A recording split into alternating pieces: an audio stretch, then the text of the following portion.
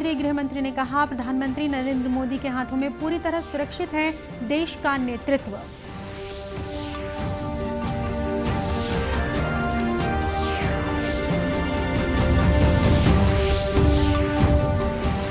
राज्य सरकार स्थानीय परिस्थितियों के अनुसार सभी जिलों में कर रही है विकास के कार्य। लोकवाणी कार्यक्रम में बोले मुख्यमंत्री।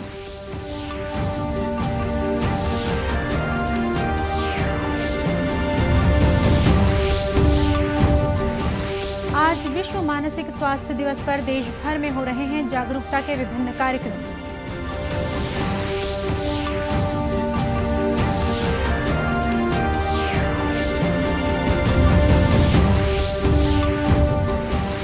प्रदेश में महिलाओं को आर्थिक रूप से मजबूत बनाने के लिए नाबार्ड ने शुरू किया ई-शक्ति कार्यक्रम।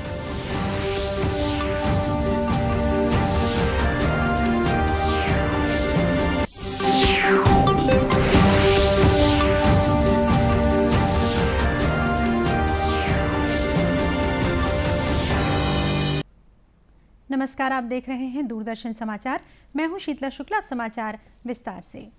केंद्रीय गृह मंत्री अमित शाह ने कहा है कि इस समय देश का नेतृत्व प्रधानमंत्री नरेंद्र मोदी के हाथों में पूरी तरह से सुरक्षित है। संसद टीवी को दिए गए विशेष साक्षात्कार में गृह मंत्री ने कहा कि प्रधानमंत्री ने जनसेवा के नए आयाम स्थापित किए हैं। उन्होंने कहा कि श्री मोदी ने जनता के साथ सीधा सरोकार रखते हुए उनका विश्वास जीता है। जी के जीवन के कुल मिलाकर सार्वजनिक जीवन में आने के बाद 3 हिस्से किए जा सकते हैं। एक तो भारतीय जनता पार्टी में आने के बाद की मैं बात करता हूँ। भारतीय जनता पार्टी में आने के बाद का उनका पहला कालखंड एक दृष्टि से बनाए तो वो संगठनात्मक काम का था। दूसरा कालखंड उनके मुख्यमंत्री के उनके तत्वाधान में गुजरात में वो मुख्यमंत्री रहे और एक काम हुआ। और तीसरा राष्ट्रीय राजनीति में आकर वो प्रधानमंत्री बने। ये 3 हिस्सों में उनके सार्वजनिक जीवन को बांटा जा सकता है। ये तीनों बेहद चुनौतीपूर्ण अपने आप में रहे। केंद्रीय गृह मंत्री ने कहा कि प्रधानमंत्री ने गुजरात के मुख्यमंत्री से लेकर देश के प्रधानमंत्री के रूप में लगातार जनता की निस्वार्थ सेवा की है। मुख्यमंत्री भूपेश बघेल ने कहा है कि राज्य सरकार स्थानीय परिस्थितियों को ध्यान में रखते हुए समस्याओं के समाधान के साथ ही विभिन्न विकास कार्यों को प्राथमिकता के साथ पूरा कर रही है। आकाशवाणी रायपुर से प्रसारित अपने मासिक रेडियो कार्यक्रम लोकवाणी की 22वीं कड़ी में मुख्यमंत्री ने आज विभिन्न जिलों में वहां की आवश्यकता के अनुसार विकास की रणनीति पर चर्चा की। श्री बघेल ने कहा कि दुर्ग जिले के सिपकोना की तरह कोरबा जिले के लबेद नाला में भी पानी का सदुपयोग करते हुए सिंचाई की व्यवस्था की गई है। उन्होंने कहा कि अबुझमाड़ इलाके में पहली बार आबादी का सर्वेक्षण किया जा रहा है। उन्होंने कहा कि राज्य सरकार सभी जिलों को ध्यान में रखते हुए स्थानीय विकास के कार्यों पर विशेष ध्यान दे रही है। श्री बघेल ने कहा कि राज्य सरकार की महत्वाकांक्षी योजना नरवा गरवा घुरवा बाड़ी के अंतर्गत विभिन्न जिलों में स्वसहायता समूहों के जरिए महिलाओं की आर्थिक स्थिति को बेहतर बनाने के प्रयास भी किए जा रहे हैं। मुख्यमंत्री की रेडियो वार्ता लोकवाणी को विभिन्न जिलों में भी लोगों ने बड़े ध्यान से सुना। लोकवाणी कार्यक्रम को आज नगर निगम राजनांदगांव के सभागार में लोगों ने पूरी तन्मयता के साथ सुना। कार्यक्रम को सुनने के बाद राजनांदगांव नगर निगम की महापौर हेमा देशमुख ने कहा कि मुख्यमंत्री ने सभी जिलों में विकास के लिए अलग अलग तरह से पहल की है। उन्होंने इसे राज्य सरकार की दूरदर्शिता बताया। हमारे भूपेश बघेल जी ने जिला स्तरीय क्षेत्रीय विकास के बारे में जानकारी दी। किस प्रकार छत्तीसगढ़ सरकार एक एक जिला में कार्य कर रही है। चाहे नारायणपुर की चर्चा हुई तो उन्होंने बताया कि नरवा के माध्यम से कैसे डबल फसल उगाया जाता है। जसपुर की बात चली तो उन्होंने बताया कि चाय पत्ती की खेती कैसे की जाती है। इस प्रकार उन्होंने लगातार हर जिलों का वर्णन किया। कवर्धा की बात आई तो उन्होंने कहा कि डीएमएफ राशि से कैसे हमने शिक्षक संगवारी का पोस्ट वहाँ पर स्वीकृत किया और 100 करीब युवाओं को वहाँ पर रोजगार मिला। आज की लोकवाणी में मुख्यमंत्री ने प्रदेश की नारी शक्ति का सम्मान करते हुए कहा कि नवरात्रि के समय पूरे प्रदेश में कन्या भोज की परंपरा है। उन्होंने कहा कि नारी शक्ति के सम्मान की ये परंपरा पूरे वर्ष भर जारी रहे, इसके लिए हम सबको संकल्प लेना चाहिए। आज विश्व मानसिक स्वास्थ्य दिवस है। इस मौके पर देश भर में मानसिक स्वास्थ्य के प्रति लोगों को जागरूक करने के लिए विभिन्न प्रकार के आयोजन किए जा रहे हैं। इसी कड़ी में आज बेंगलुरु में एक विशेष कार्यक्रम का आयोजन किया गया। विश्व मानसिक स्वास्थ्य दिवस के अवसर पर आयोजित इस कार्यक्रम को संबोधित करते हुए केंद्रीय स्वास्थ्य मंत्री डॉक्टर मनसुख मांडविया ने कहा कि मानसिक स्वास्थ्य को बेहतर बनाए रखने के लिए हमें प्रारंभ से ही ध्यान देना चाहिए। बच्चे के व्यवहार में जैसे ही कुछ असामान्य दिखाई दे, उसका तुरंत इलाज किया जाना चाहिए। हम कैसे मेंटल हेल्थ के शिकार ही ना हो, उसके लिए क्या कर सकते हैं? और मुझे लगता है कि ये हमारे ट्रेडिशनल व्यवस्थाओं में उसका सॉल्यूशन है। इस दिशा में हम सोचे। आज में हमारी उपस्थिति में कार्यक्रम भी हाथ में लिया गया है। टोबैको के लिए भी 1 महीने के लिए आप कैंपेन चलाएंगे। केंद्रीय स्वास्थ्य मंत्री ने कहा कि कई बार दैनिक दिनचर्या में कठिनाइयां और विषम परिस्थितियां होने के कारण लोग मानसिक रूप से भी बीमार हो जाते हैं। उन्होंने कहा कि समय रहते इसे बदलने की आवश्यकता है।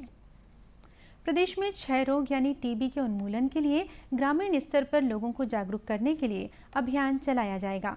ये बात प्रदेश के स्वास्थ्य मंत्री टीएस सिंहदेव ने अपने विभाग की समीक्षा बैठक में कही।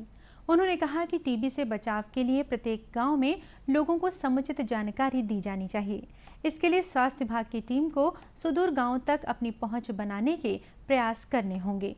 श्री सिंहदेव ने बैठक में मौजूद टीबी मितानों के साथ संवाद करते हुए कहा कि क्षेत्रीय स्तर पर इन कार्यकर्ताओं का योगदान सराहनीय है। बैठक में उन्होंने प्राथमिक स्वास्थ्य केंद्रों में डायग्नोस्टिक सेंटर की सुविधा उपलब्ध कराने पर भी चर्चा की।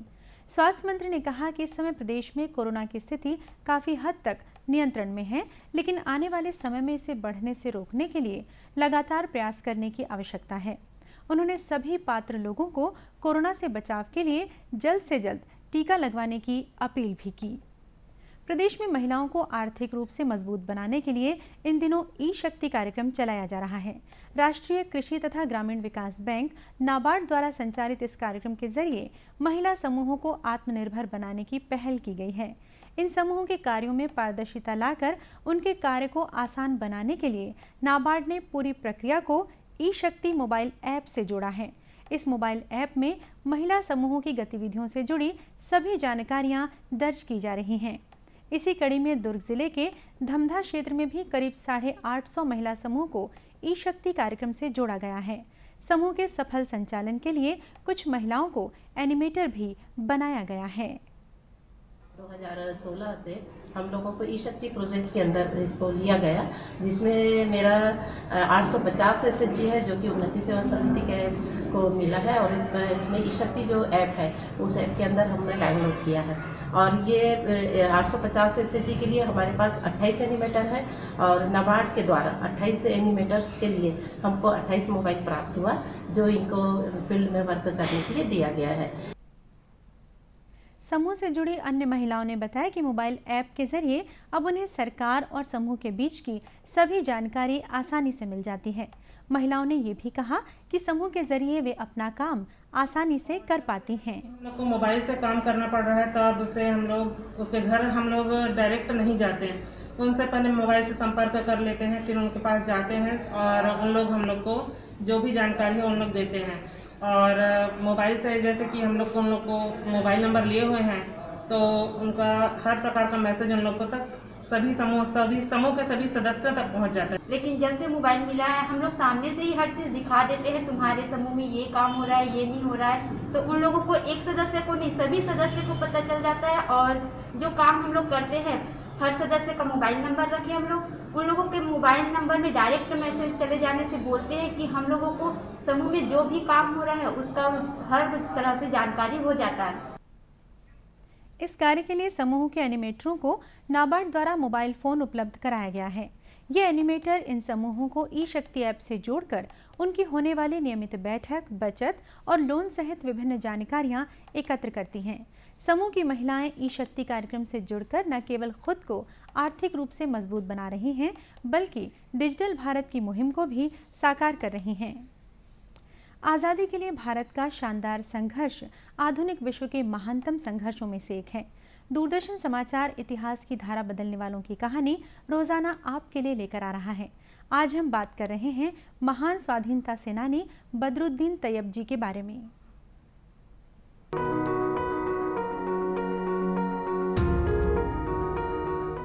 दस अक्टूबर स्वतंत्रता सेनानी बदरुद्दीन तैयब जी की जयंती है। उनका जन्म 1844 में आज ही के दिन बम्बई में हुआ था। तैयब जी इंडियन नेशनल कांग्रेस के संस्थापक सदस्य थे। वो कांग्रेस के तीसरे अध्यक्ष थे। उनका कार्यकाल 1887 से 1888 तक रहा। तैयब जी की शिक्षा यूरोप में हुई। वो दिसंबर 1867 में भारत लौट आए और बम्बई उच्च न्यायालय में पहले भारतीय बैरिस्टर बने। उस समय अदालतों में कोई भी भारतीय जज या वकील नहीं होता था। बम्बई उच्च न्यायालय के जज के रूप में वो साहस और निष्पक्षता के लिए प्रसिद्ध हुए, जिसका प्रमाण 1897 में राजद्रोह के मुकदमे में बाल गंगाधर तिलक को मिली जमानत थी। जबकि इसके पहले के जजों ने तिलक की जमानत याचिका 3 बार खारिज कर दी थी। उनकी वकालत का लोहा गांधी जी भी मानते थे। एक बार उन्होंने स्वीकार किया था कि उनमें फिरोज शाह मेहता या बदरुद्दीन तैयब जी जैसे वकीलों के गुण नहीं हैं। तैयब जी को तो कई कानून ज़बानी याद थे। 1902 में बदरुद्दीन तैयब जी बम्बई उच्च न्यायालय के मुख्य न्यायाधीश पद पर पहुंचने वाले पहले भारतीय थे। कहा जाता है कि तैयब जी ने तिरंगे की डिजाइन में भी भूमिका निभाई थी। इतिहासकार ट्रेवर रॉयल ने अपनी पुस्तक द लास्ट डेज ऑफ राज में लिखा है, मूल रूप से तिरंगे में उस चरखे का चित्र लगाया जाना था जिसका गांधी जी उपयोग करते थे, लेकिन वो पार्टी का चिन्ह था। तैयब जी ने सोचा कि इससे गलत संकेत जा सकता है। बहुत सोच विचार के बाद गांधी जी उसकी जगह अशोक चक्र अपनाने पर सहमत हुए, क्योंकि उनकी नजर में सम्राट अशोक का हिंदू और मुसलमान दोनों ही सम्मान करते थे।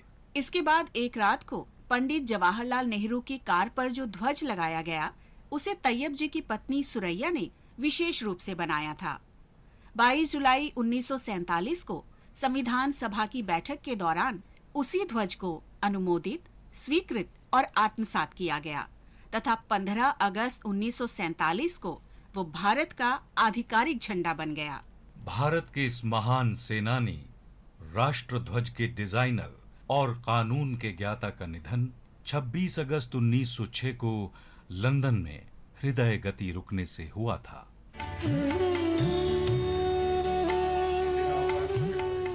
दूरदर्शन केंद्र रायपुर से प्रसारित होने वाले प्रादेशिक समाचार को आप YouTube पर भी देख सकते हैं। हमारे YouTube चैनल पर प्रादेशिक समाचार आप उपलब्ध रहेगा। YouTube चैनल का लिंक और QR कोड आप स्क्रीन पर देख सकते हैं। अपने एंड्रॉयड फ़ोन से QR कोड स्कैन कर आप लिंक पर भी जा सकते हैं। इसके अलावा छत्तीसगढ़ DD न्यूज़ फेसबुक और ट्विटर पर भी उपलब्ध रहेगा। अंत में मुख्य समाचार एक बार फिर। केंद्रीय गृह मंत्री ने कहा, प्रधानमंत्री नरेंद्र मोदी के हाथों में पूरी तरह सुरक्षित है देश का नेतृत्व।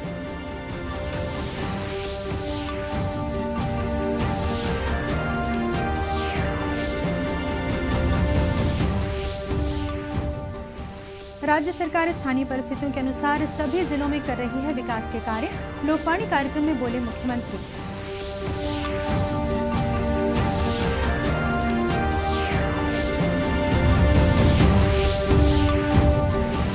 आज विश्व मानसिक स्वास्थ्य दिवस पर देश भर में हो रहे हैं जागरूकता के विभिन्न कार्यक्रम।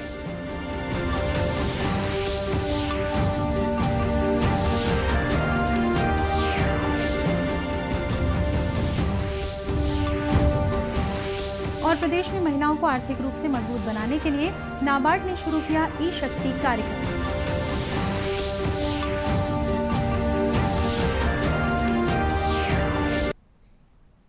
इसी के साथ ये समाचार बुलेटिन ही समाप्त हुआ। नमस्कार।